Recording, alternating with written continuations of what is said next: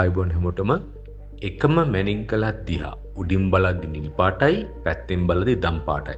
මේක මැජික් එකක් නෙවෙයි. මේක තමයි මැනික් ලෝකයේ තියෙන අරුම පුදුම දෘශ්‍ය මායාව වෙන පියක්‍රොයිසම්. එහෙම නැත්නම් ප්‍රකාශ බහුවර්ණතාවය. මැනික් ගලක් ඇත්තම වටිනාකම එළියට ගේන නම් මැනික් කපන ශිල්පියා මේ සංකීර්ණ විද්‍යාව අනිවාර්යයෙන්ම දැනගත යුතුයි. අද අපි බලමු තෝමලින් ටැන්සනයිට් වගේ ගල්වල හැංගිලා තියෙන මේ වර්ණ අක්ෂි කළමනාකරණය කරලා ගල ලස්සන උපරිමයට ගන්නෙ කොහොමද කියලා. අපි අලුත් මැණික් පන්තියක් පටන් ගන්නවා ජූනි මාසේ.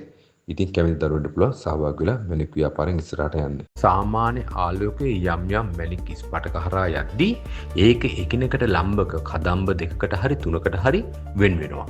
මේ කදම්බ ඉස්පටකයේ ඇතුලේ ගමන් කරන්නේ වෙනස් වේගවලින්. ඒ වගේම වෙනස් වර්ණ තරංග අවශෝෂණය කරගන්නවා. මේ නිසා අපි ගල දිහා බලන දිශාව අනුව එහෙම නැත්නම් ඇක්සස් අනුව අපිට පේනවා පාට වෙනස් වෙනවා. මේකට අපි කියනවා පාට දෙකක් පේනවා නම් ඩ්‍රයික්‍රොයිසම්. එතකොට පාට තුනක් පේනවා නම් තිව් වර්ණක් පේනවා නම් අපිට ඒකට කියනවා ට්‍රයික්‍රොයිසම් කියලා. එතකොට ඩ්‍රයික්‍රොයිසම් සහ ට්‍රයික්‍රොයිසම් කියලා හඳුන්වන්න පුළුවන්. පළවෙනි පායුගේ උදාහරණය තමයි තෝමලින්. තෝමලින් කියන්නේ බබල දිව් වර්ණවත් එහෙම නැත්නම් ඩ්‍රයික්‍රොයිසම් තියෙන ගලක්.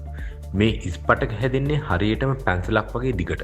මේ පැන්සලේ උඩින් හරස් කඩින් එන අක්ෂයට අපි කියනවා C axis කියලා.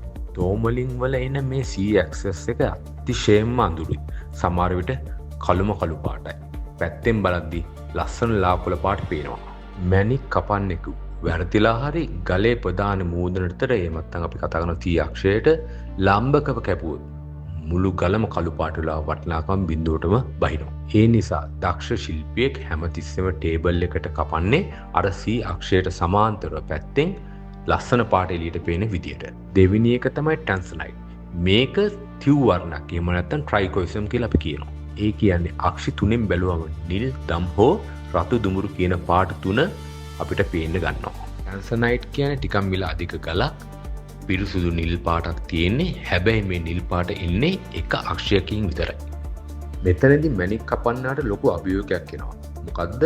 එක්කෝ ගලේ බර අඩු කරගෙන හරි ප්‍රධාන මූණතට අර නිල් අක්ෂය හරවලා කපන්න ඕනේ. නැත්තම් බර ගන්න හිතලා බර ඉතුරු කරගන්න ඕන නම් ගලේ දම් පාට වයලට් වෙන්න කපන්න වෙනවා. මේ තීරණය ගන්නේ ගලේ හැඩය සහ අක්ෂි සිතියම් කිරීමෙන් පසුව. තුන්වෙනි උදාහරණය තමයි ඇන්ඩලුසයිට්. මේක තීවර්ණ ගලක්. මේ ගල තෝමලින් වගේ නෙමෙයි. මේ ගල කට් කරද්දී අපි අක්ෂි එකක් හංගන්න උත්සාහ කරන්නේ නැහැ. දක්ෂ කට කෙනෙක් කපන්නේ මේ ගල ගලේ අක්ෂි දෙකම පාට කොළ සහ රතු දුමුරු එකවරම ප්‍රධාන මූලකින් පේන විදියට. මේකෙන් ගල උඩින් බලද්දී පාට දෙකක් මොසෙක් එකක් එහෙම නැත්නම් අපූර්ව වර්ණ රටාවක් මැවෙනවා. මේකේ අක්ෂි තියෙන තැන් PVS-ට වඩා 100%ක් නිවැරදිව හොයාගන්න පුළුවන් උපකරණයක් තමයි ඩයික්‍රොස්කෝප් එක. මේක ඇතුලේ තියෙන්නේ කැල්සයිට් පිසමයක්. මේකෙන් ගල දිහා බැලුවම එක ළඟ කොටු දෙකක් පේනවා. ගලේ බහුවර්ණතාවයක් තියෙනවා නම් මේකේ කොටු දෙකෙන් පාට දෙකක් එකවර පේනවා.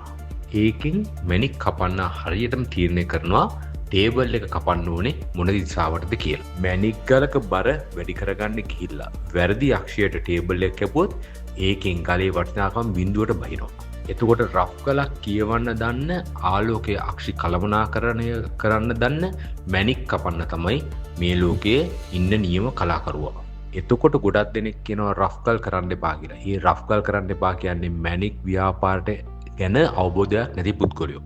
ඒ කියන්නේ මැණික් ව්‍යාපාරයට රෆ් ගලින් ඕගොල්ලෝ පැමිණියොත් මේ ව්‍යාපාරයට ඕගොල්ලොට හිතාගන්න බැරි තරම් දියුණුවක් ගන්න පුළුවන්.